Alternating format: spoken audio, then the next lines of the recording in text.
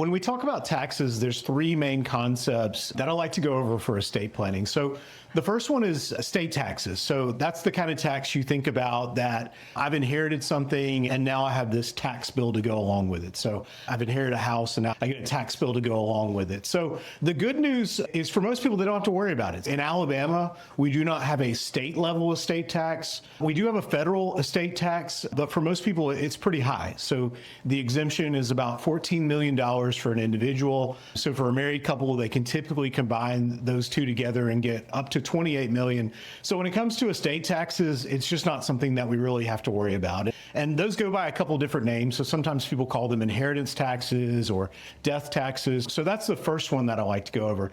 So the second one is income taxes. So for income taxes, some people say, well, somebody inherits something from me, are they going to have to pay income taxes? So normally the case is no, because it's a gift. They didn't have to work for it. They didn't earn it. It was just given to them. So where we do see income taxes come in are typically where there's some kind of tax deferred asset. So examples of those would be like an IRA or a 401k.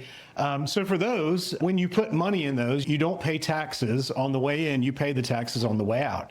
So an easy way to look for those is if you've got some kind of account out there, an asset, where for you to get access to it, you've got to pay taxes, then that would apply to anyone that you leave that to as well. So when they take the money out of that account, if you leave it to them, then they're also going to have to pay taxes too. So when it comes to income taxes, that's usually where we see that show up. Taxes have been deferred for some asset.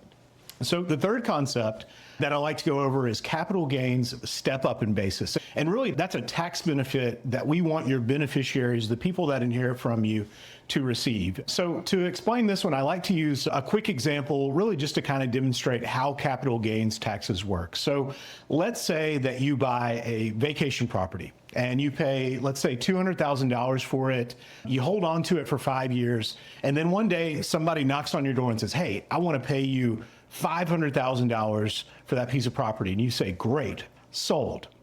So when you sell it, you're going to have to pay capital gains on the sale. So taxes on that gain in value on the sale. That's measured by the IRS. So the IRS uses two things to measure to figure out what that gain in value is. They use the basis in the property and the amount that you're paid for the property. So the taxes are measured by the difference between the basis in the property and then what you receive for the property. So in this example, let's keep it simple and say that the basis in the property will be what you paid for it. So that $200,000 and you've received $500,000. So you're going to pay taxes on the difference between those two numbers. So $300,000. All right, so that's a basis. So ideally, we want to make sure that when your beneficiaries inherit from you, they get what's called a step up in basis. When they inherit the property from you, and this also applies to securities sometimes, other types of assets, but mainly for most people, we're looking at their house or other real estate that they own. So we want to make sure that they get a step up in basis, which means that the basis goes from your basis in the property up to the fair market value at the time that they inherited. So effectively what ends up happening is that wipes out all the capital gains that accrue on that property during your lifetime. It's a pretty good tax benefit. So how do people mess that up? So occasionally somebody will come into my office and they'll say, look, Brenton, I'm getting older.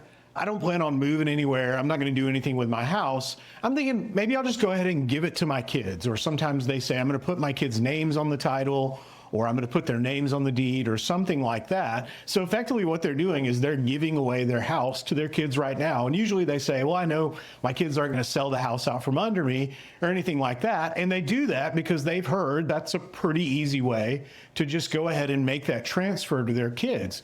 Well, and it is. It's an easy way to do that, and the expenses involved with it are usually pretty low. But the problem with that is that lifetime gift can result in them not receiving that step up in basis.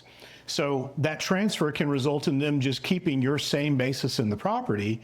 And so later on, once they go to sell the property, there can be this huge tax bill down the road that they otherwise could have avoided by just doing some decent estate planning. And sometimes that tax bill can be much larger than the cost of creating an estate plan. So those are the typical three tax concepts that I like to talk about with estate planning.